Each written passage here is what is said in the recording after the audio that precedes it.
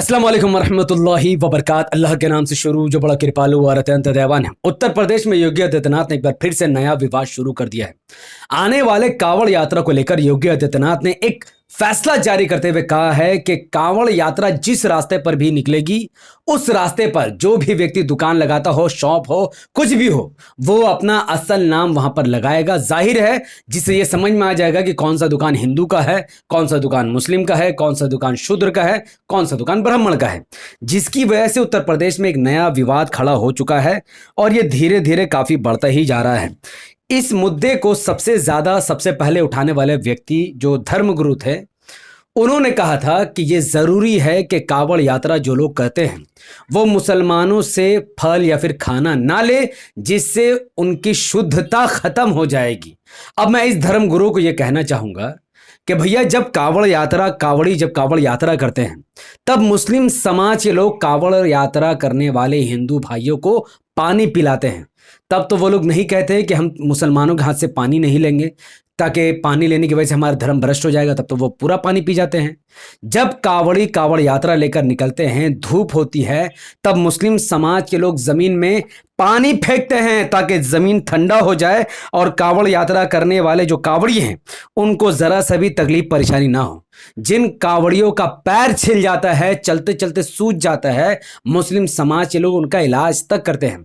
और ये सिर्फ एक साल की बात नहीं है, हर साल जब भी कांवड़ यात्रा करने निकलते हैं, उनके धर्म का सम्मान करते हुए मुस्लिम समाज के लोग उनको पानी बांटते हैं, उनके पैरों में पानी लगाते हैं, उनके पैरों को पोंछते हैं, उनका इलाज करते हैं।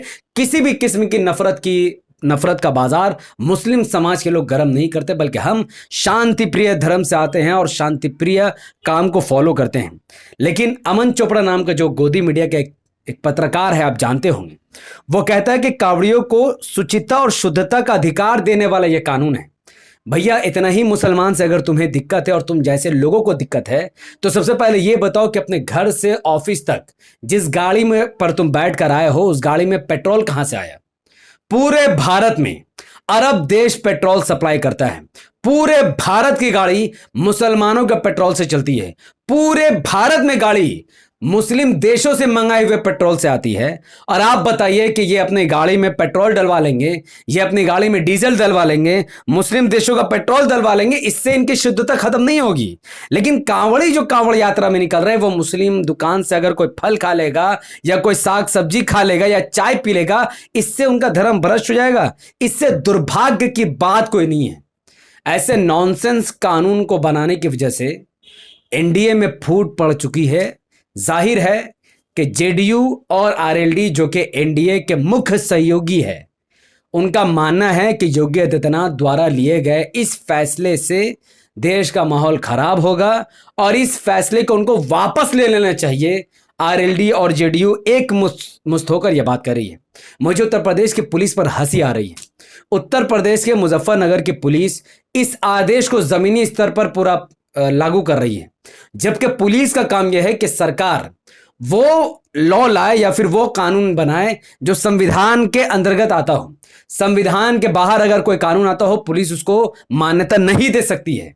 योगी आदित्यनाथ को जो ये कानून है कि हर व्यक्ति को अपने दुकान के बाहर अपना नाम लिखना पड़ेगा, जिससे समझ में आ जाए कि किसका ये दुकान है, यह आर्टिकल 17 का उल्लंघन करता है। धर्म के आधार पर भारत सरकार कोई कानून नहीं बना सकती है। इस मुद्दे को ओवैसी साहब मुखर तौर पर उठा रहे हैं।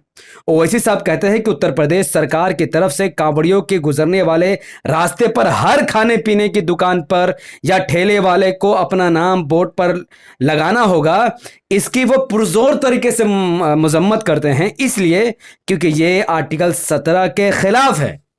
जिसके बाद असदुद्दीन ओवैसी साहब को धमकी मिलती है। धमकी देने वाले का नाम है स्वामी यशवीर महाराज। स्वामी यशवीर महाराज कहते हैं कि कांवड़ यात्रा करने वाले जो हिंदू हैं, उनको मुस्लिम दुकानदारों से कोई भी सामान नहीं लेनी चाहिए, जिससे उनका धर्म भ्रष्ट हो जाएगा। वो थूक फेंकते हैं खाने पर और ना जाने क्या क्या गंदगी फैलाते हैं। और इन्होंने ओवैसी साहब का नाम लिया, इन्होंने जुबैर का नाम लिया और कहा कि अगर कोई हमला कांवड़ियों पर होता है तो इसका जिम्मेदार जुबैर होगा। सबसे पहली बात तो यह है कि कभी भी मुसलमान कोई कांवड़ यात्रा या फिर मंदिर पर हमला नहीं करता। अगर मंदिर पर मूर्ति टूटते हैं तो वो मुसलमान को फंसाने के लिए किया जाता है, जिसका उदाहरण आपके सामने है। उत्तर प्रदेश के सिद्धार्थ नगर में मुसलमानों को फंसाने के लिए मंदिर के पुजारी ने ही मूर्ति को तोड़ दिया, और जब पुलिस की कार्रवाई बैठी तो पता चला कि मंदिर के पुजारी ने ही मूर्ति को तोड़ा है ताकि मुसलमानों को फंसाया जा सके।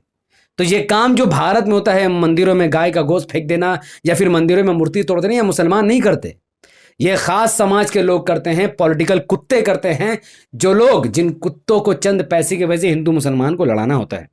और बात रही साफ सफाई की, तो ये आपके सामने एक तस्वीर है। ये पुचका गोलगप्पा गोलगप्पा बेचता है। ये पहले पेशाब करता है, फिर उसी हाथ से बिना धोए जूते पहनता है, फिर उसी हाथ को बिना धोए खट्टा बनाता है, फिर उसी हाथ को बिना धोए लोगों को खाने के लिए परोस देता है। और आप देख सकते हैं शकल सूरत, जिस्म, लिबास, किसी तरीके से ये कोई मुसलमान नहीं है, बल्कि ये एक हिंदू है। और मैं इसे हिंदू धर्म के लोगों को टारगेट नहीं कर रहा, नहीं, मुसलमान भी कुछ ऐसे हैं जो देख सकते हैं इस फोटो में। एक मुस्लिम बाबा जो एप्पल को उठाता है, मुंह में लगाता है, कुछ तोड़ता है, नोचता है, क्या करता पता नहीं, उसके बाद उसी एप्पल को डब्बे में रख देता है। तो अच्छे बुरे व्यक्ति हर समाज में हैं। हिंदू धर्म में भी आपको अच्छे बुरे व्यक्ति मिलेंगे और मुस्लिम धर्म में भी आपको अच्छे बुरे व्यक्ति मिलेंगे, लेकिन इस पुचके वाले के जैसा मैं पूरे हिंदू को तो गलत नहीं कह सकता, उसी तरीके से इस मुस्लिम बूढ़े व्यक्ति ने जो कार्य किया है, इससे आप पूरे मुस्लिम समाज को इस तरीके से दोषी ठहरा नहीं सकते। एक और मैटर है, जब से ये रूल लागू हुआ है तब से उत्तर प्रदेश में आपको नाम देखने मिलेगा आरिफ फल, निसार फल। अब पहले तो बात ये उठी थी कि नॉनवेज और वेज का मामला है, इनको झटका चाहिए।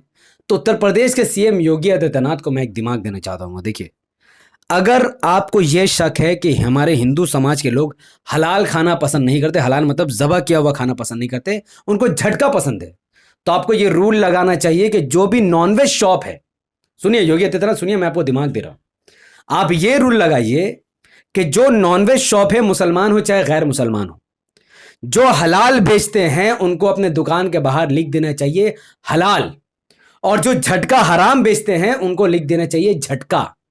तो अब हिंदू हो या मुसलमान, सिख हो, ईसाई, इस देश में जो भी व्यक्ति आजादी से जो भी खाना चाहे वो खा सकता है।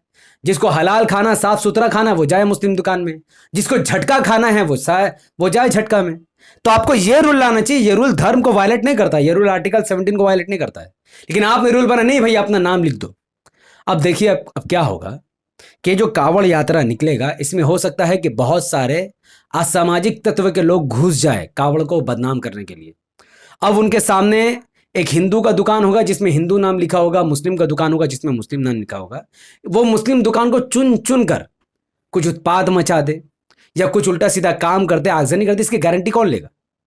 तो क्या ये सब कुछ इसीलिए किया जा रहा है कि मुसलमानों की दुकानों को लूटपाट मचाया जाए, मुसलमानों को बदनाम किया जाए? इसके पीछे बहुत बड़ी सियासत है।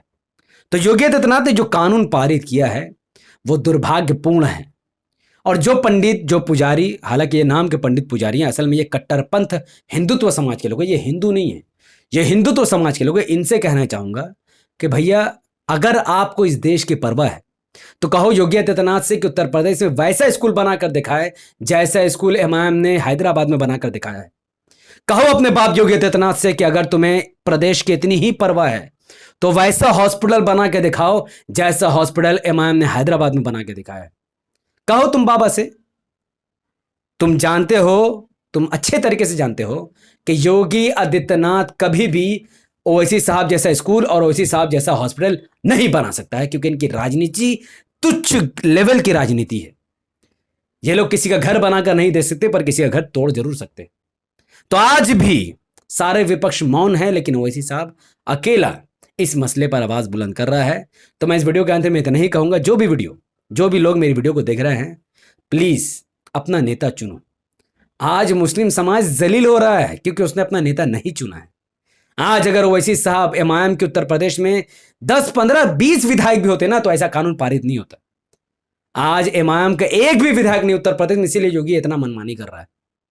अगर योगी आदित्यनाथ को खामोश करवाना है तो इमाम के नेताओं को जीतना होगा, तब जाकर योगी आदित्यनाथ मुसलमानों के खिलाफ इतना उलझुल कानून पास नहीं करेगा। बाकी यूपी के रहने वाले अगर आप वीडियो को देख रहे हैं तो अल्हम्दुलिल्लाह आप तक मैसेज पहुंच गई। अगर ये वीडियो उन तक नहीं पहुंची है तो आप सब इस वीडियो को यूपी तक पहुंचाइए। इस वीडियो को लाखों लोगों तक पहुंचाना आपकी जिम्मेदारी है, मेरी जिम्मेदारी है। तो इस वीडियो को लाखों लोगों तक पहुंचाने के लिए इस वीडियो को लाइक कीजिए, इसके लिंक को व्हाट्सअप, फेसबुक, इंस्टाग्राम पर शेयर कीजिए। अपनी बातों को जितना हो सकता है उतना ज़्यादा कमेंट पर रखिए। हमारे यूट्यूब चैनल द पॉलिटिकल को सब्सक्राइब कीजिए, बिल्कुल हिट कीजिए। अगर आप सब इस वीडियो को हमारे फेसबुक चैनल द पॉलिटिकल पर देख रहे थे तो इसे लाइक और फॉलो करके 5 बड़े ग्रुप में शेयर कीजिए। और जो कुछ भी आपको कमेंट में लिखना है, चाहे मेरी बात आपको गलत लगी हो या सही लगी हो, जो मैंने मशवरा योगी को दिया हो वो सही है या गलत है, आप अपनी बात कमेंट पर जरूर रखिए। इस देश में हिंदू मुस्लिम एकता थी, है और इंशाअल्लाह जब तक क़यामत कायम नहीं होती बनी रहेगी। अस्सलाम वालेकुम वरहमतुल्लाहि वबरकात। अल्लाह की सलामत रहमत बरकत अब तमाम भाई और बहनों पर हो। मे अल्लाह बी पीस अपॉन अस।